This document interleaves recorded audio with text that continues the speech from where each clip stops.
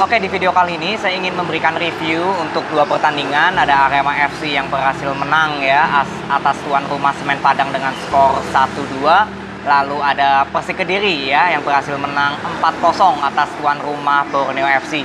Dan saya mohon maaf dari kemarin belum sempat membuat video karena di sini saya juga baru buka usaha ya. Di belakang saya ada rental PS juga, ada jajanan juga. Jadi ya karena belum ada karyawan, ini juga usaha baru, jadi seringkali sulit lah untuk meluangkan waktu membuat video ya, karena kan di sini saya hanya berdua dengan istri saya gitu. Jadi saya mohon maaf kalau mungkin di akhir-akhir ini saya jarang lah membuat review ataupun review. Tapi tenang, karena saya selalu nonton ya untuk pertandingan Arema, Semen Padang, lalu Persik Kediri dan juga Borneo FC. Dan saya juga ingin sedikit memberikan ya mungkin apa ya, seperti review aja lah bagaimana perjalanan dari pertandingan dari Arema dengan Semen Padang dan Persik Kediri dengan Borneo FC. Ya, untuk Arema FC di pertandingan kali ini bisa menang ya 0-1-2 dari Semen Padang melalui golnya Loko Lingoy. Itu gol yang cukup bagus. Saya bilang Salim Tuharea ya, ini pembelian yang cukup cemerlang dari Madura United. Saya sudah mengatakan pada saat Salim ya membela Madura United, saya berapa kali membuat video untuk Madura United, saya selalu memuji lah kalau Salim Tuharea ini merupakan aset penting untuk Madura United.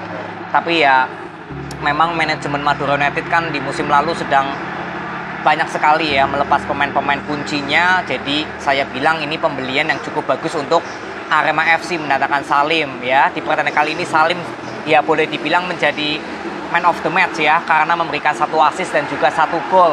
Gol dari Salim, assist dari Ahmad Maulana itu juga gol yang cukup bagus. Jadi boleh dibilang 2 gol yang tercipta dari Arema ini semua melalui proses skema permainan ya, atau ya transisi melalui sektor sayap yang berhasil masuk ke tengah. Ini cukup luar biasa gol dari Loko Lingoy dan Tuharea. Lalu Semen Padang juga sempat memimpin ya, itu golnya juga cukup bagus dari Juliansyah ya, Firman Juliansyah. Ini golnya cukup bagus sekali, bagaimana Firman berhasil melakukan skill individu dan akhirnya memberikan tembakan yang cukup pojok ya, atau boleh dibilang flashing. Jadi ini 3 gol yang tercipta di pertandingan kali ini cukup luar biasa semua untuk skemanya. Jadi untuk pertandingan kali ini sebetulnya Arema bermain cukup bagus di babak pertama, tapi di babak kedua memang Semen Padang yang harus bisa mencari gol penyama kedudukan ya. Jadi mau nggak mau Semen Padang kan harus bermain lebih attack, dan itu memang terlihat kalau Semen Padang di babak kedua ini lebih mendominasi. Bahkan peluang-peluang emas ini hampir lebih banyak daripada Arema. Jadi Arema di babak kedua nggak terlalu banyak peluang. Bahkan untuk melakukan penyerangan juga berapa kali ya, Dalberto, Loko Lingoy sebelum dipanggil diganti ya, itu hampir selalu kandas lah untuk memberikan peluang-peluang yang emas.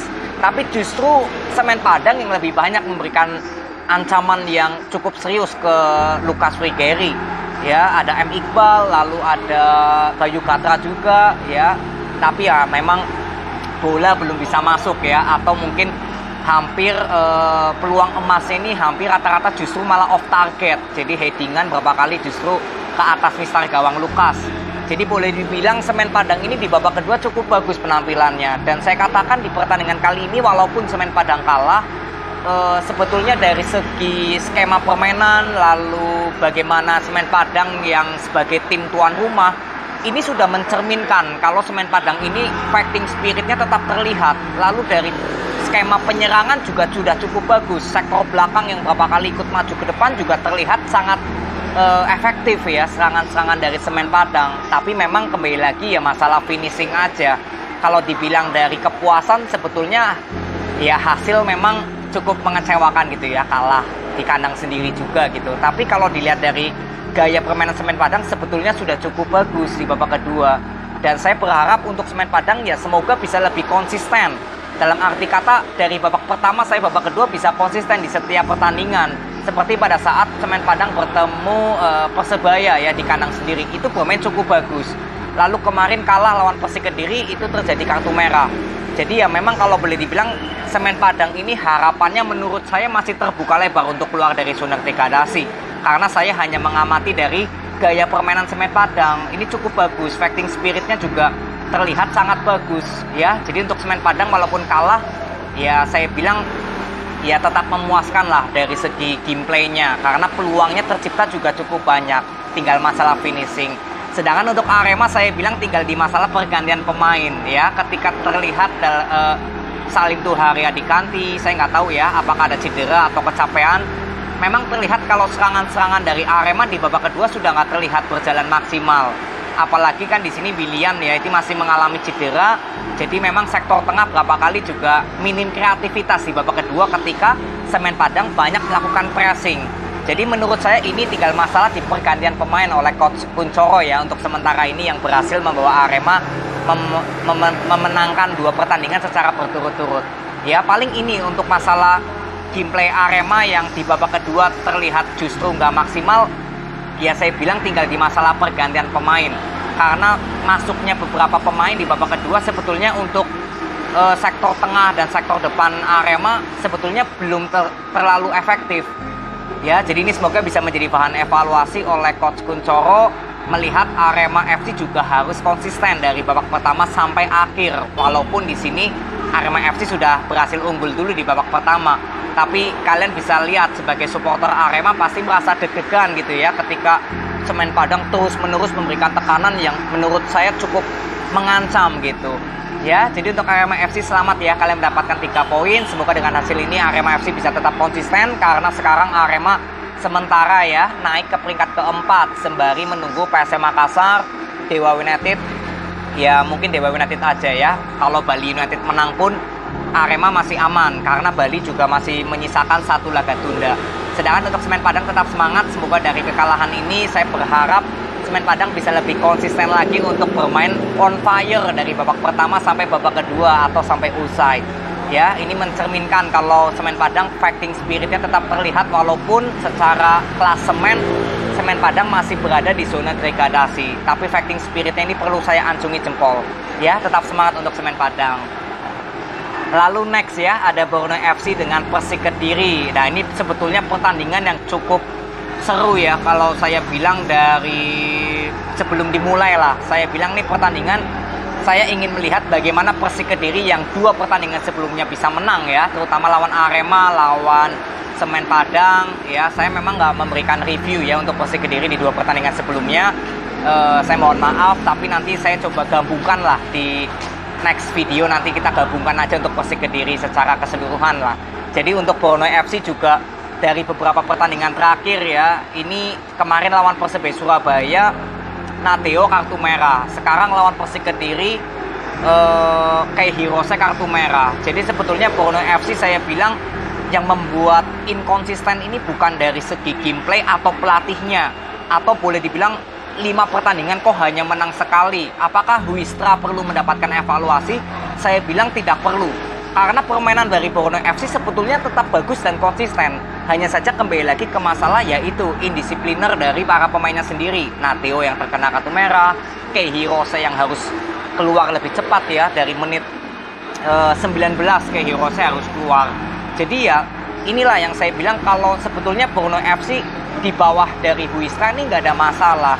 Terbukti ketika Persik Kediri bermain dengan 11 orang dan Borneo FC bermain dengan 10 orang, di babak pertama justru Borneo FC yang lebih banyak memberikan ancaman ke gawang dari Persik Kediri.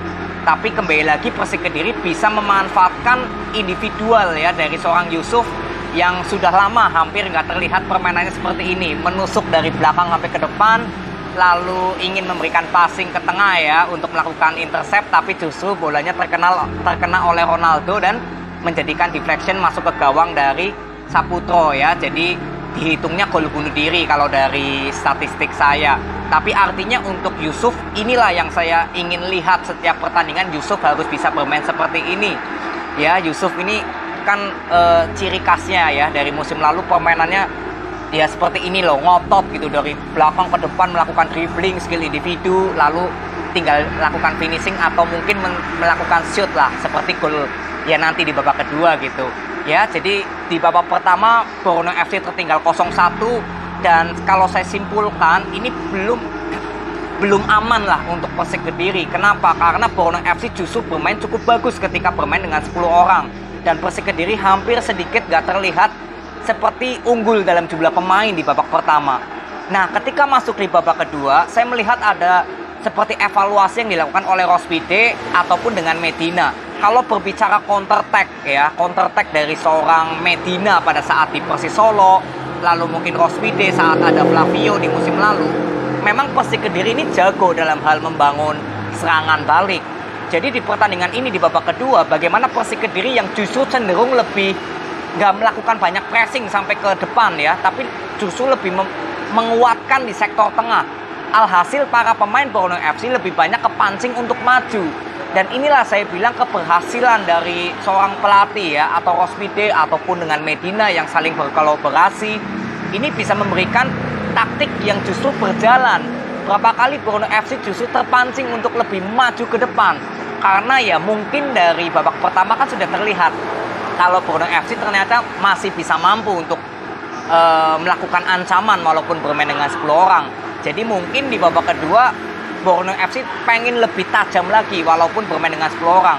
Tapi ya disinilah saya bilang taktik dari Rospide ataupun Medina cukup bagus. Justru lebih memperlambat tempo. Tapi ketika sekali mendapatkan bola, disitulah ya counter attack Persik Kediri ini sangat mengerikan sekali. Ya, gol di menit ke-50 ya, itu Farandi ya, saya baru lihat ini Farandi, itu golnya bagus itu, Rifki Rai ya, itu bagus, flashingnya itu bagus sekali. Rifki Rai Farandi ini saya baru lihat nih pemain ini, tapi penampilannya di babak pertama, babak kedua ini cukup tenang ini, walaupun jarang dimainkan ya, tapi cukup tenang ini bawaannya, jadi semoga bisa konsisten. Lalu Yusuf ya, nah akhirnya Yusuf Maulana menciptakan gol, prosesnya hampir sama seperti gol bunuh diri yang pertama ya, ini yang harus terus ditingkatkan oleh Yusuf. Semoga dengan pencapaian gol ini dan juga kontribusi dari gol bunuh diri pertama, semoga Yusuf semakin percaya diri untuk bisa bermain seperti ini di setiap pertandingan. Lalu gol keempat Abioso yang masuk di babak kedua itu melakukan Majid Osman ya, yang melakukan intercept ke depan lalu memberikan passing manja dan Abioso langsung shoot ya, first touch lah, langsung memberikan tendangan. Jadi ini gol yang cukup bagus juga dari Abioso, dan ya semuanya ini dari skema permainan nih gol-gol dari Persik Kediri ya. Jadi saya bilang ini keberhasilan dari seorang pelatih di babak kedua merubah taktik defense dan bermain cenderung lebih pragmatis, tapi ya berhasil gitu loh, counter attack-nya itu berhasil. Jadi ini cukup bagus untuk seorang pelatih ya, Rospide dan juga mungkin Medina dan juga para pemain Persik Kediri, bagaimana pemain cadangannya juga yang masuk kuat-kuat juga ya. Rohichan baru masuk, Abioso baru masuk, lalu ada Hugo Samir juga baru masuk menggantikan Ezra. Jadi ya inilah ya yang saya bilang bahwa Persik Kediri sekarang yang naik ke peringkat 6 sambil menunggu ya Dewa United, Bali, Persita. Ya ini semoga Persik Kediri bisa terus konsisten seperti ini ya, karena di pertandingan saya bilang pada saat bertemu dengan Persebaya ya, walaupun kalah tapi permainan Persik Kediri cukup bagus di babak kedua. Sedangkan untuk Borneo FC saya hanya ingin menitip poin penting bahwa indisipliner para pemain juga harus dicermati, karena Borneo FC sebetulnya permainannya ini bagus di bawah dari Huistra. Berapa kali passing cepat ya Stefano Lillipali, lalu strikernya ya Leo Gaucho nih berapa kali mendapatkan peluang emas tapi belum bisa berkontribusi menjadi gol. Peralta juga bermain bagus, tapi ya kembali lagi masalah kartu merah, indisipliner dari pemain ini membuat Borneo FC yang justru sekarang harus turun ke peringkat ke-7 sembari menunggu juga dari Dewa United, Bali, Persita. Ya, jadi untuk Borneo FC ini tinggal kembali lagi ke masalah internal di pemainnya. Semoga di next pertandingan bisa lebih disiplin dalam hal melakukan tackling, marking ya, ataupun mungkin saat beradu one by one dengan para pemain lawan. Nah, ini semoga bisa lebih diperhatikan gitu. Ya, jadi untuk Persik Kediri selamat kalian mendapatkan 3 poin, kado yang istimewa untuk menutup tahun di 2024. Dan untuk Borneo FC tetap semangat ya. Semoga dari kekalahan ini poin pertama cuma indisipliner aja untuk internal pemain dari Borneo FC. Ya, jadi ini aja ya video yang saya bisa berikan kepada kalian. Sampai ketemu di video berikutnya. Terima kasih. Selamat Natal dan Tahun Baru. See you.